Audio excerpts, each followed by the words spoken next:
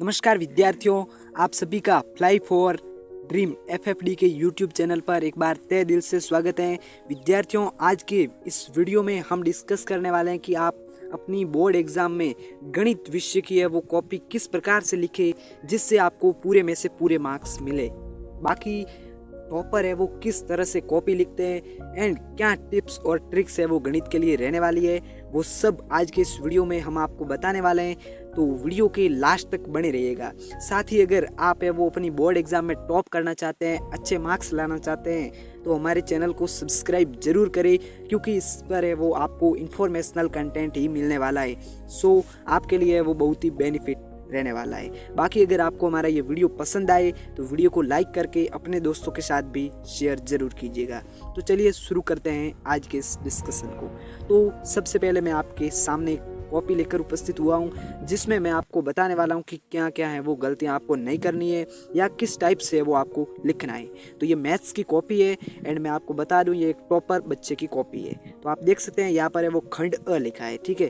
तो सबसे ऊपर है वो आपको सेक्शन, इंग्लिश में लिखते हो तो अगर आपको सेक्शन वाइज लिखना है और अगर आप हिंदी में लिखते हो तो खंड वाइज लिखना है। बाकी आपको खंड है वो लगातार क्रम वाइज करने हैं। एंड मैंने जो लास्ट हमारा इंग्लिश का वीडियो रहा था उसमें भी मैंने आपको बताया था कि आपको है वो लगातार लाइन वाइज क्वेश्चंस लिखने हैं, उससे वो आपको बहुत प्रॉफिट होने वाला है। तो चलिए देखते हैं एक एक करके सभी क्वेश्चन को। तो यहाँ पर देखिए, जो पहले आपके अबसद आते हैं ना, उसमें विद्यार्थियों में आपको बता दूँ, ये प्रश्न संख्या जो लिखने की जगह है वहाँ आप प्रश्न संख्या लिखेंगे और जो इसके ऑप्शन होते हैं अंदर से, मतलब 2-3 पार्ट होते हैं जो क्वेश्चन के, वो आपको इसके अंदर की तरफ लिखने हैं। और विद्यार्थियों यहाँ पर आपको अब सद बस यही आंसर लिखने हैं, बाकी ये पूरा लिखने की कोई ज़रूरत नहीं है, ठीक है। इससे वो आपका टाइम ज़्यादा लगेगा, तो आपको इसे लिखने की कोई ज़रूरत नहीं है। आपको अब सद जो भी आता है वो लिखना है। बाकी विद्यार्थियों, अगर आपका है वो कोई आंसर गलत होता है तो उस पर आप एक लाइन ही करके छोड़ दो सीधे, आपको इतना पूरा क्रॉस करने की कोई ज़रूरत नहीं है, ठीक है।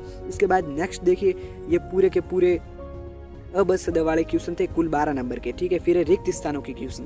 तो यहाँ देखिए विद्यार्थियों, रिक्त स्थान में ना आपको पूरा लिखने की कोई ज़रूरत नहीं है। जो भी आंसर आ रहे हैं, जैसे 2 है तो उसको कॉमा करके लिख लो, 2 ऑप्शन को, पहला ऑप्शन फिर दूसरा ऑप्शन, 2 रिक्त स्थान है तो कुछ इस प्रकार से आपको लिखना है। एंड इसको आप है वो ब्लैक पेन से अंडरलाइन कर सकते हो या फिर आप अपनी ब्लू पेन से डॉट डॉट डॉट करके भी लिख सकते हो। उसके बाद देखिए नेक्स्ट किस टाइप के क्वेश्चन है, तीसरा जो अति लघुत्तरात्मक प्रश्न की कैटेगरी में आता है। तो उसमें विद्यार्थियों आपको ऑप्शन को तो अंदर की तरफ लिखना ही है, बाकी कैलकुलेशन में लिखना है। और विद्यार्थियों, आप यहाँ देख रहे हैं कि कॉपी में साफ सफाई ज़्यादा है, वैसे आपको ही साफ सफाई भी रखनी है कॉपी की। कॉपी में वो बिल्कुल ही काट साट नहीं करनी है। आपकी कॉपी जितनी साफ होगी आपको मार्क्स है वो उतने ही ज़्यादा मिलेंगे। नेक्स्ट क्वेश्चन देखिए, कुछ इस प्रकार से इसके पार्ट किए गए हैं। एंड इस कॉपी का अगर आपको PDF चाहिए तो आप सिर्फ एक कमेंट कीजिएगा एंड आपको है वो मैं लिंक प्रोवाइड करवा दूंगा। जिस आगे देखिए विद्यार्थियों, यहाँ जो अति लघुत्तरात्मक क्वेश्चन ही दिए हुए हैं 7वां 8वां वगैरह, तो ये क्वेश्चन आप देख सकते हैं। और बाकी आप देखते रहिए आगे क्वेश्चन को है वो किस प्रकार लिखा गया है। बाकी ये जो हल वगैरह आते हैं तो उन्हें आप बॉक्स बना करके भी लिख सकते हैं, और भी इसमें वो कई तरीके हैं वो आपको मैं आगे बताने वाला हूँ। बाकी जो ये कैलकुलेशन आप करते हो तो उसमें काट साट करने की कोई ज़रूरत नहीं है, डायरेक्ट है वो आप इक्वलाइज करके लिख लो तो सीधे आपका आंसर है वो राइट हो जाएगा। बाकी ज़्यादा लाइन से काट साट वगैरह नहीं करनी है। फिर देखिए विद्यार्थियों, नेक्स्ट क्वेश्चन जो दिया हुआ है प्रायिकता का, तो आप है वो उसको इस फॉर्मेट से लिखना है। प्रायिकता के क्वेश्चन को ज़्यादातर बच्चे क्या करते हैं, डायरेक्ट आंसर लिखते हैं। ऐसा आपको नहीं लिखना है, तो आपको मार्क्स सिर्फ क्वेश्चन का आधा मार्क्स ही मिलेगा आंसर का, ठीक है। तो आपको तो पता ही होगा कि गणित में है वो मार्क्स अलग अलग टाइप वाइज मिलते हैं, तो इसलिए आपको पूरा फोकस से वो अच्छे से गणित का पेपर करना है।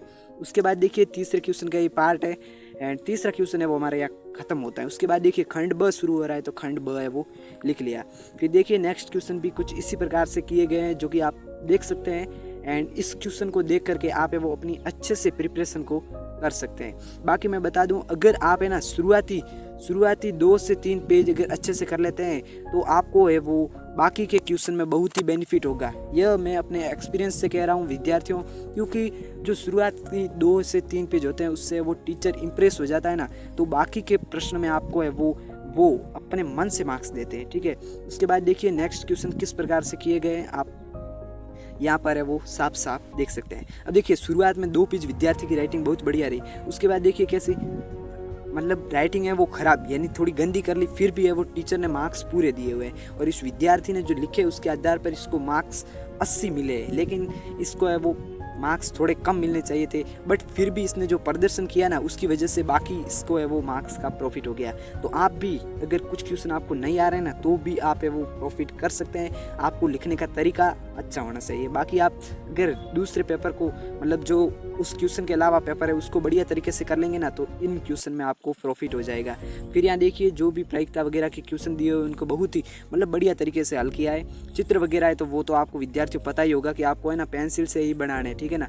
चित्र हमेशा पेंसिल से ही बनाने हैं तो आपके चित्र है वो बढ़िया बनेंगे। बाकी पेन से टीचर मतलब चित्र है वो नहीं बनाने हैं, वो टीचर को सही नहीं लगेगा। बाकी मैथ्स में ये ग्राफ वाला जो मेन क्वेश्चन होता है ना तो उसमें आप पैमाना लिखना मत भूलिएगा, ठीक है विद्यार्थियों।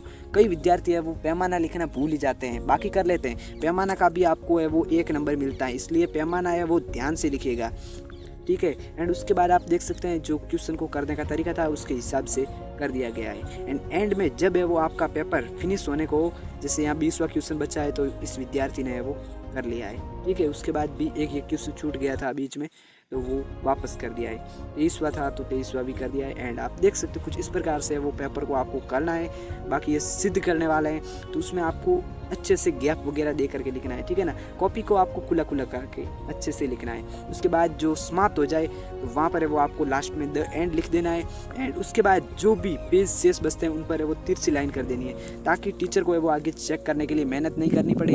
तो कुछ इस प्रकार से था आज का कॉपी डिस्कशन और मिलते हैं अगले वीडियो में, तब तक के लिए धन्यवाद।